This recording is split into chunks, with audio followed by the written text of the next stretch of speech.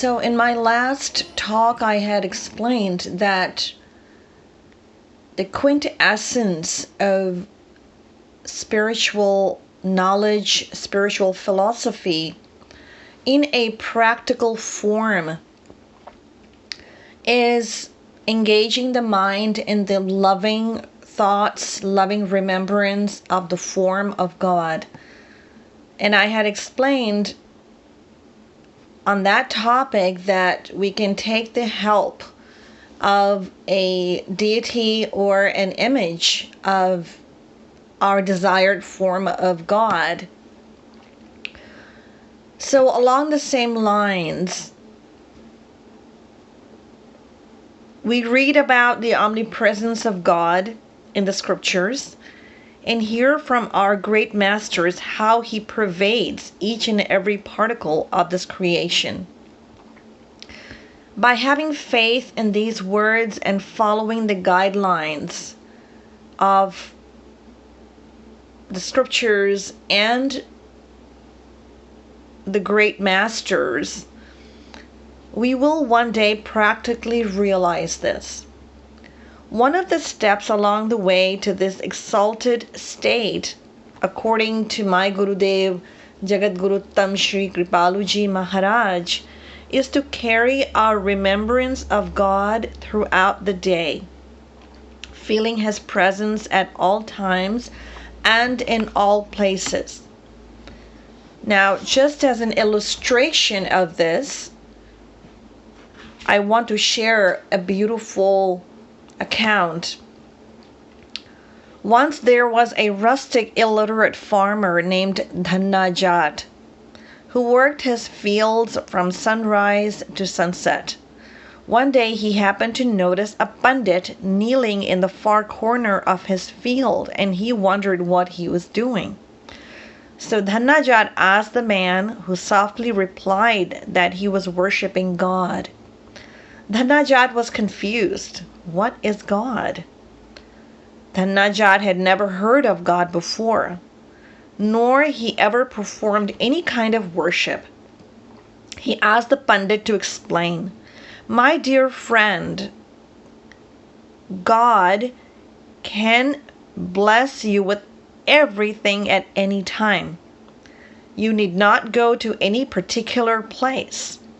These solemn words of the pundit penetrated Dhanajaat's heart. With his curiosity, he asked the pundit to tell him more. But the pundit was reluctant to speak. Becoming annoyed with Dhanajaat's persistence, he reached into his bag and pulled out a small, round, grinding stone. He held it up and said to Dhanajaat, "This is God. Every day you must first bathe and then bathe God. Prepare a meal for him with loving thoughts, pervading your mind, and then offer the food to him. Never eat until he does. Do you understand?" Dhanajaat nodded in affirmation. He carefully took the stone from the pundit and returned to his humble dwelling at the edge of the forest. Being inspired by the emotive words of the pundit, Dhanajaat prepared 5 thick chapatis and placed them before the stone. He closed his eyes and in deep meditation he waited for the Lord to come and have his meal. 1 day passed, 2 days passed, but there was no change in the number of chapatis. Finally, after 4 days with Dhanajaat sitting in meditation, he suddenly became disheartened. With a heavy heart and tears of love flowing from his eyes, Dhanajaat cried out passionately, "Oh, beloved, why are you not eating? I am unable to work while I wait for you, and will surely starve if you do not come." Hearing such an impassioned plea from his simple-hearted, innocent devotee, the Lord appeared in all his glory from the stone and ate 4 of the chapatis. Before he could take the 5th, Dhanajaat snatched it from the plate and gazing up at his beloved said, "If you are feeling hungry after not eating for 4 days, then so am I." This simple story is a beautiful depiction of the heights of 2 qualities most loved by God: humbleness and childlike innocence.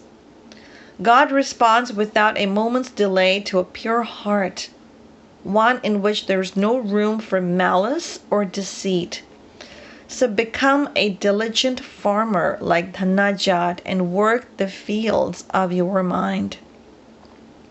Pull out the weeds of lust, anger, greed, jealousy, and hypocrisy, and plant humility and innocence. Watering these daily with spiritual wisdom and correct spiritual practice, in time the Supreme Lord will surely come to you. So once again, our consciousness is being redirected to the same essence again and again. The scriptures are alluring to the one single fact that it is our faith in the presence of God that will reveal God before us. So in order to grow our faith, we need to utilize our faith by practicing loving remembrance. And so this loving remembrance will deepen.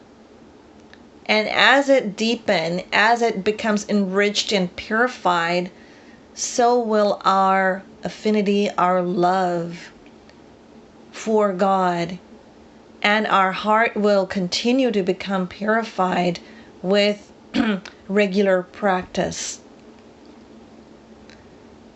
And once our heart is fully purified, then God will bestow His glorious divine vision upon us, but that happens with the grace, with the guidance of a God-realized personality.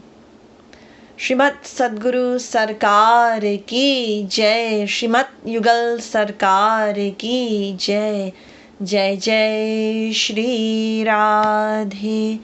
Jai Jai Shri Radhe. Jai Jai Shri Radhe.